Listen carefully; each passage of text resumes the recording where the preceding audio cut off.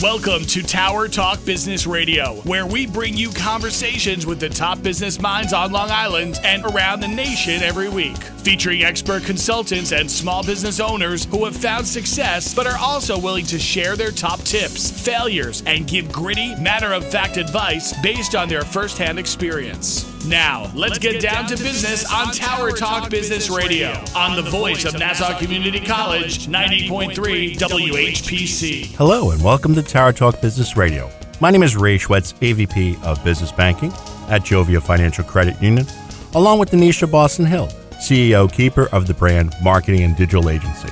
We're focused on being the premier resource for business and entrepreneurship. We bring you weekly business advice, tips, tools, and services that help you grow your business. Plus, we interview some of the top business leaders in the industry.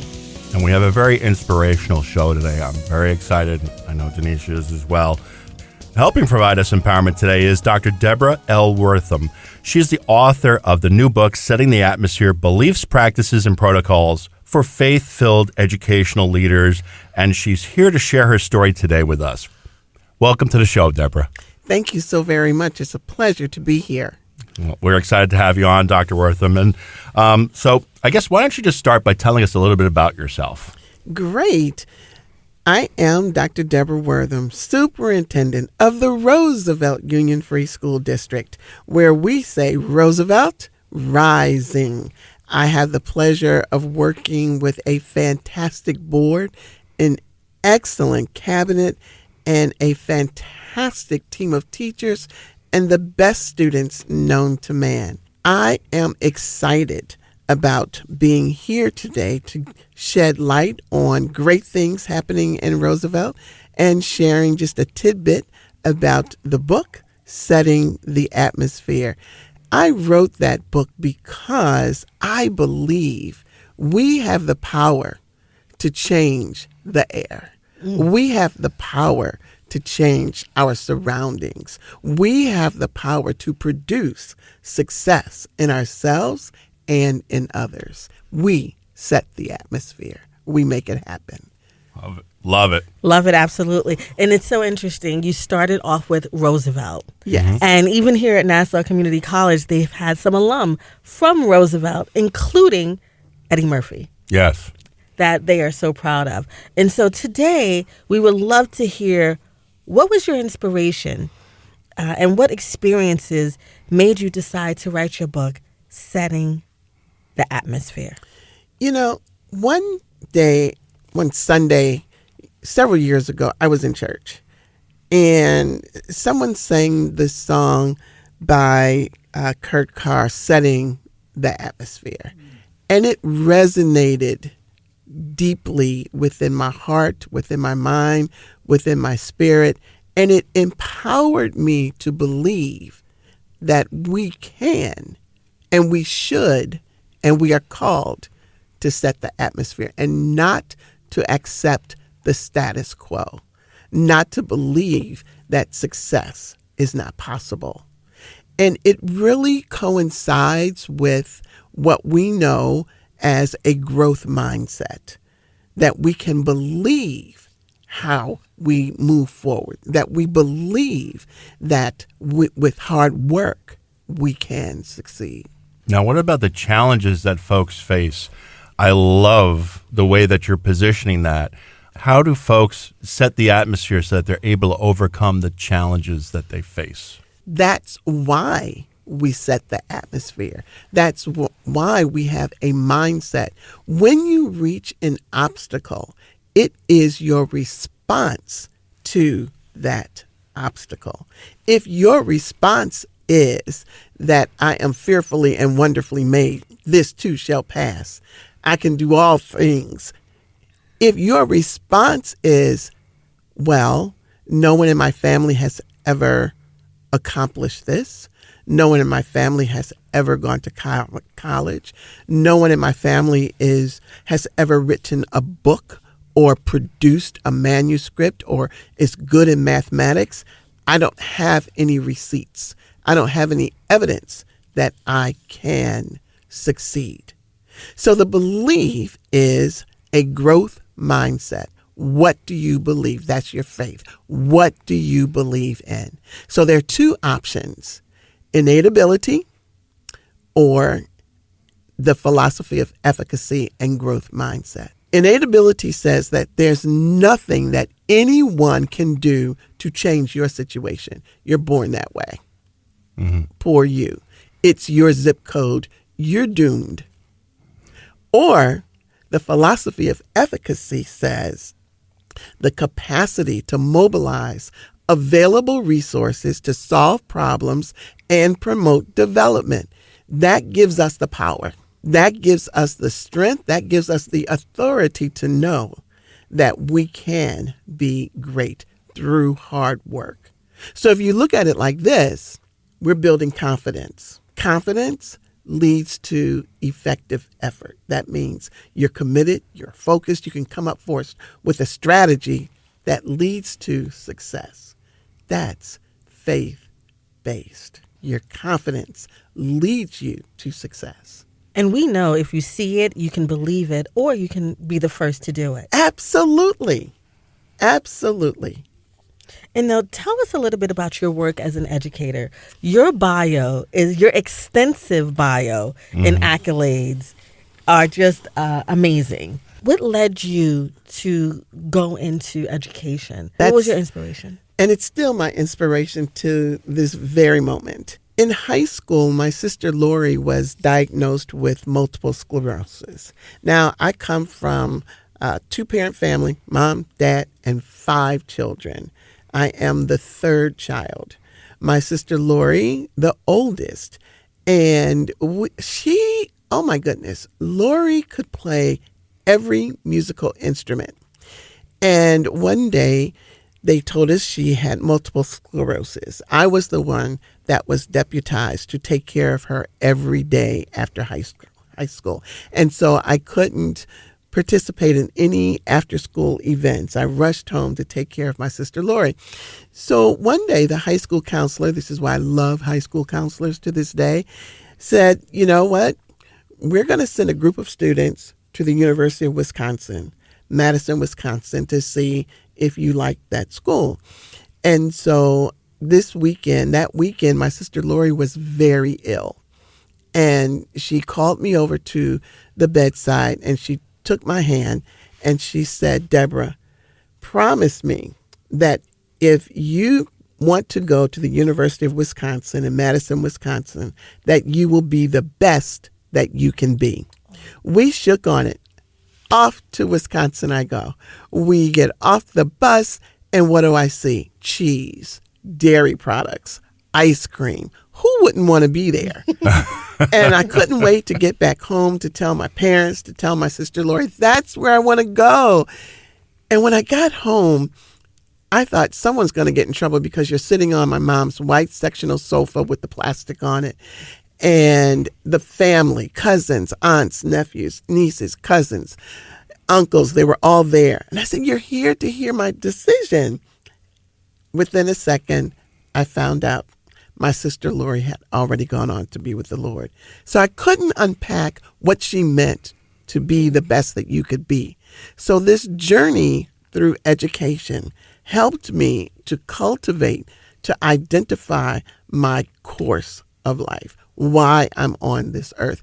If you are so great, then if you're so great, who are you helping to become better? That's what it means to be the best that you can be. It is not about you.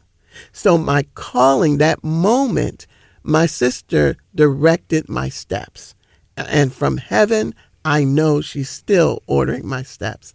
So this journey in education, I've only served in communities of need for the moment. And then we flip them to become communities not in need, but communities that can succeed. And it's so interesting because not only did Lori give you her blessing, yes, she placed you on a path for success, yes, and inspiration. And I'll say, I read in your bio and something struck a chord with me. You take schools from state takeover to good standing. Yes. That is no easy feat. It's like Chateaubriand. For me, it's just like the best cut of steak. And what's so amazing when you eat the best cut of steak, it's never big. But if you eat a T-bone, it's huge. It's got the bone in it, which is an obstacle. But the Chateaubriand, it is full cut and the best choice of steak, juicy, delicious. And that's what it looks like when you transform a school or a district. The beautiful part about is that you don't do it in isolation. And so you have fun and you collaborate with so many people, with absolutely everyone. And the most important collaborator is the student voice. That's what energizes us and makes us move forward in the right direction. I'm sure you have many stories where this has been very impactful. And I'm tearing up as I'm listening to you. It's very inspiring. And I think we can learn a lot from that. So thank you for that. Can you share with us a story that's on your mind, someone that you impacted directly, like how they were impacted positively by the work that you're doing? I would like to think of a student, I'll just call him Jerome.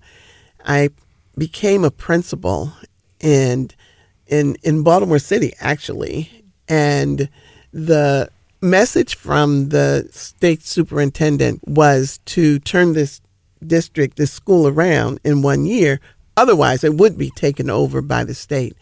And so it was no secret that I was the new principal, and I arrived and I had a welcoming party of one student.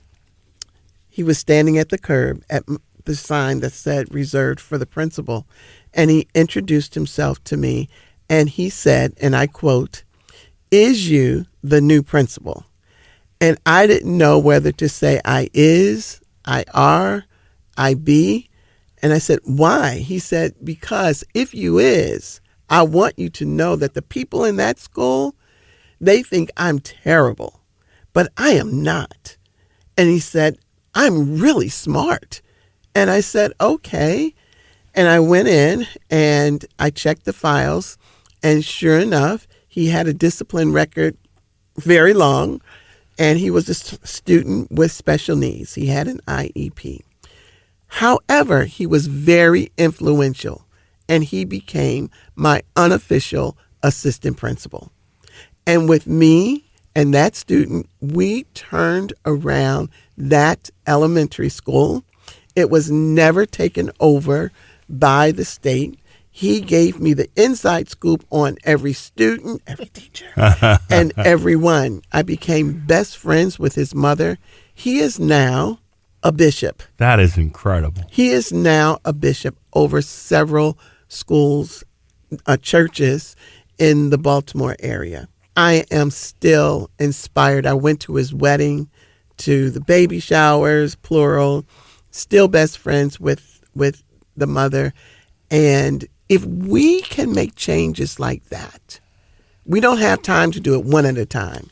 We have to do it classes at a time. Then we have the power that's setting the atmosphere. You are listening to Tara Talk Business Radio on the voice of Nassau Community College, 90.3 WHPC.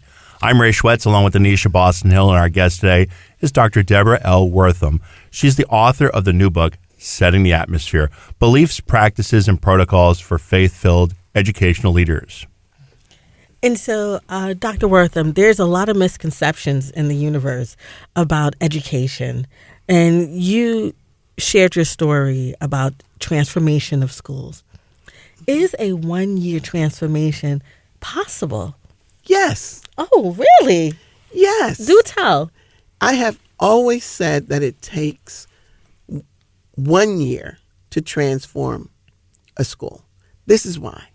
The same effort and energy that it takes to maintain a high-performing school is the same effort and energy that it takes to resurrect and transform a low-performing school. I'll give you an example. I was director of professional development for 250 schools, 85,000 students in this particular district. And one day, the superintendent called me in and said, I'm going hoarse, Deborah, I would like for you to go over to the high school, one of the high schools. And I said, sure. What kind of professional development would you like? What are you thinking?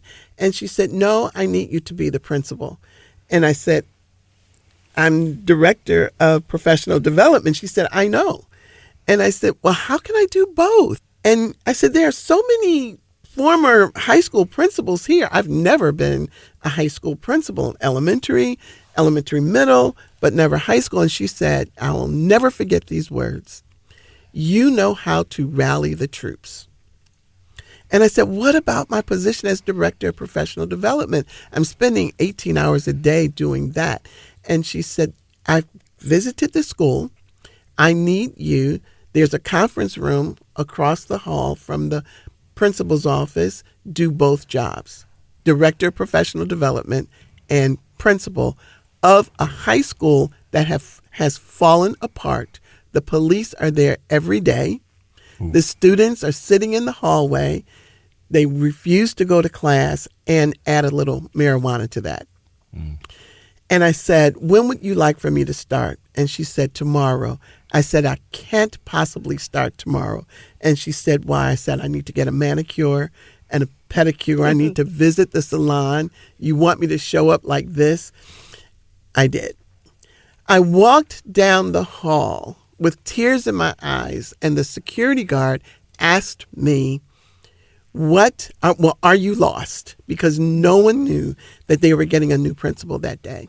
And I said, I am lost. Can you show me the door that I entered? Because I need to leave.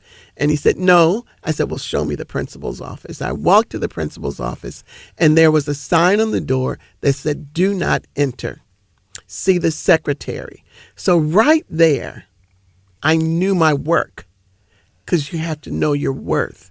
I knew my work was to open the floodgates and start the process for building relationships. Mm. So I started going from classroom to classroom.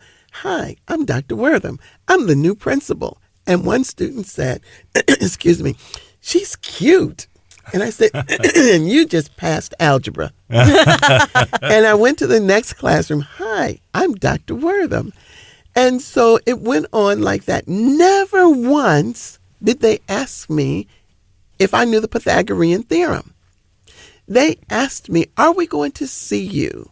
Are you going to come to the cafeteria? Not about with those food fights that I saw. No, I heard about. Are you going to come to our basketball games?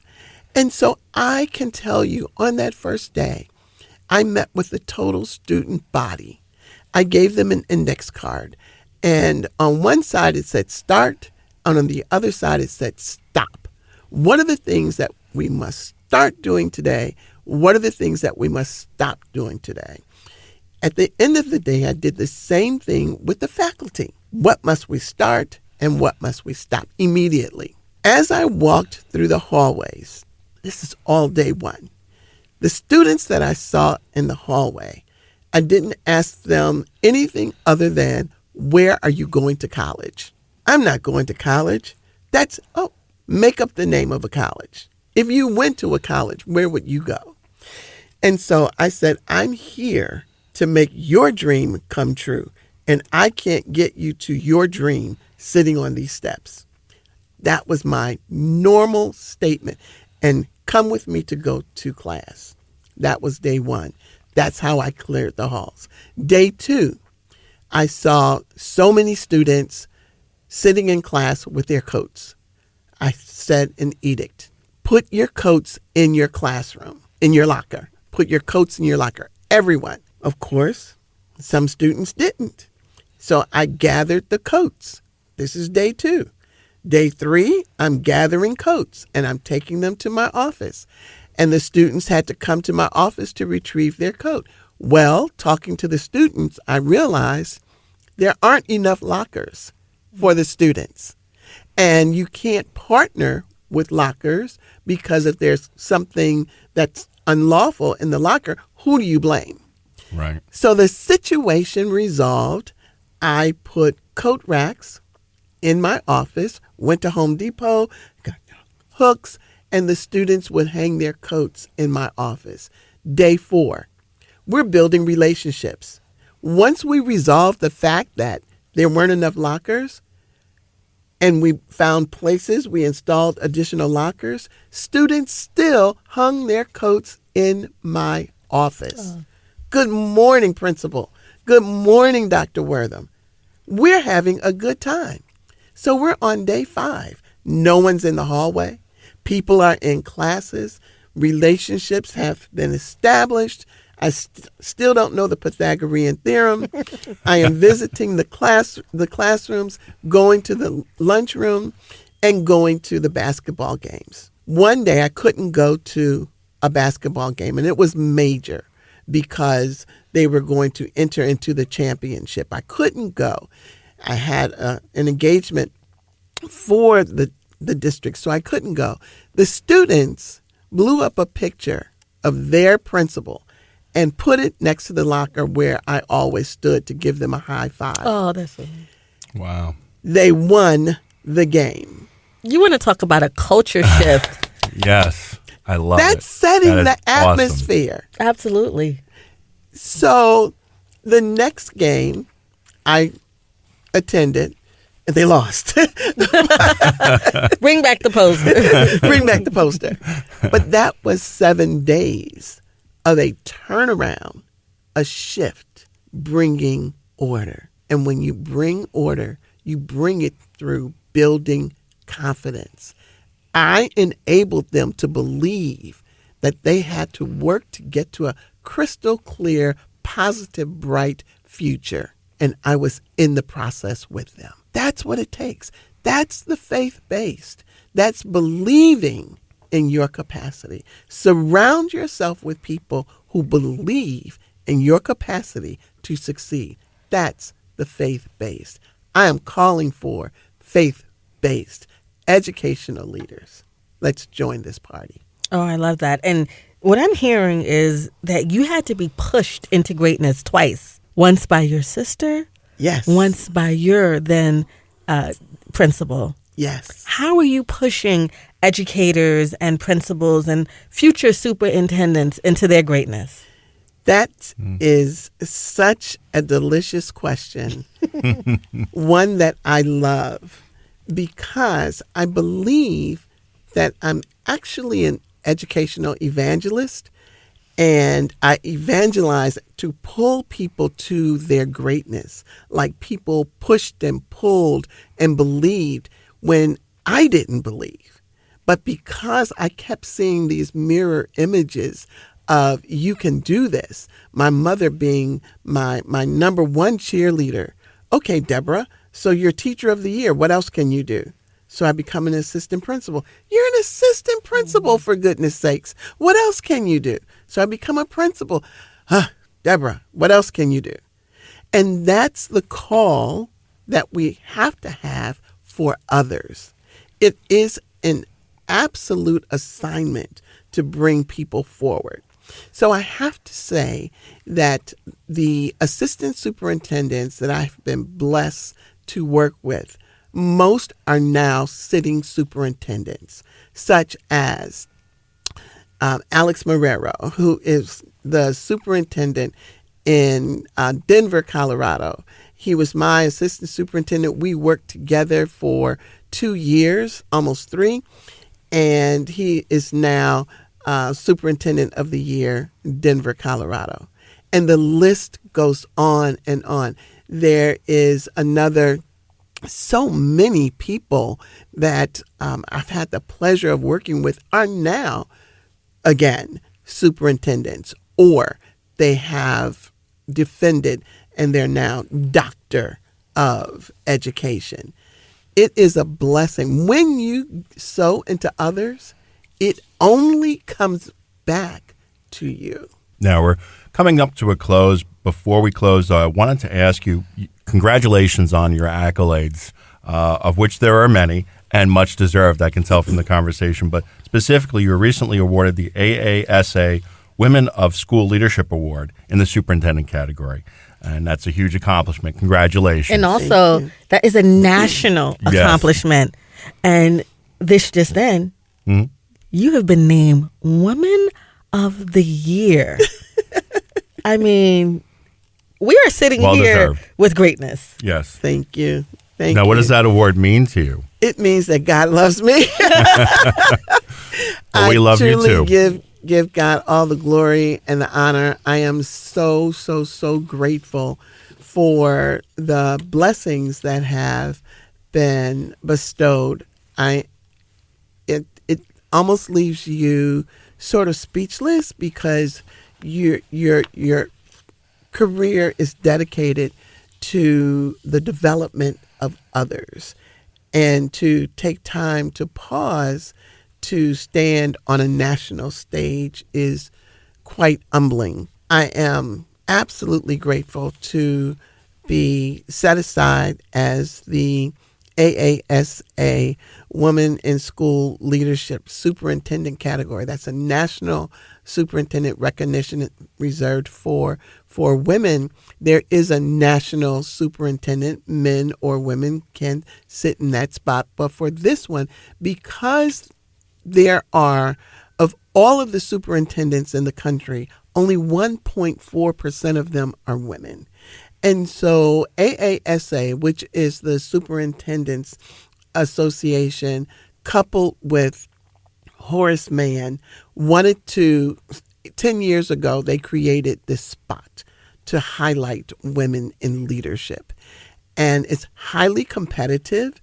Every woman as a superintendent can be nominated. And I'm very grateful to be the 2024 recipient of that award. It says for talent and for character and demeanor and for collaboration, all of those buzzwords that resonate so heavily with who I've been called to be and to do. So I feel very grateful for that. Senator Thomas, thank you so very much for the Woman of the Year Award, which I will receive this week. And I'm excited about that. Where can folks find you? Can you please give us your contact information? The Roosevelt Union Free School District, that's D. Wortham at rufsd.org. The new book, Setting the Atmosphere, Beliefs, Practices, and Protocols for Faith-Filled Educational Leaders. I like to leave you with DB's philosophy. One must have fierce determination to define yourself, and refusal to allow other people to do it for you should be an inspiration to all. Reverend Dr. Elaine M. Flake. We want to thank you for being with us. My name is Ray Schwetz, along with Donyshia Boston-Hill, your co-host and producers. Visit nccradio.org for more information. We're available on Odyssey, TuneIn, iHeartRadio, as a podcast in iTunes, Android Podcasts, and Spreaker. This has been Tower Talk Business Radio on the voice of National Community College, 90.3 WHPC.